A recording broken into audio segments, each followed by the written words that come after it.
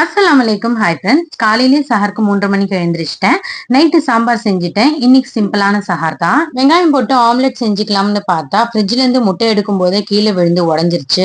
அதை தொடச்சு முடிச்சுட்டு வேற முட்டையில வெங்காயம் போட்டு ஆம்லெட் செஞ்சு பசங்களுக்கும் ஊட்டி விட்டுட்டு நானும் சாப்பிட்டு முடிச்சிட்டேன். நமாஸ்க்கு டைம் ஆயிடுச்சு. நமாஸ் படிச்சுட்டு அப்படியே கொஞ்ச நேரம் குரானும் படிச்சு முடிச்சிட்டேன். என் பொண்ணுக்கு இன்னைக்கு first exam, 10th public exam. அதனால அவ உட்காந்து படிச்சுட்டு இருந்தா. என் பொண்ணுக்கு சென்டர் போட்டிருந்தாங்க, மாதாவரம் ஹைஸ்கூல்ல தான். அங்க போய் விட்டுட்டு வந்துட்டேன். இன்னைக்கு எழுதுற எல்லா பசங்களுக்கும் கொஸ்டின் பேப்பர் ரொம்பவே ஈஸியா வரணும்னு துவா செஞ்சுக்கிறேன்.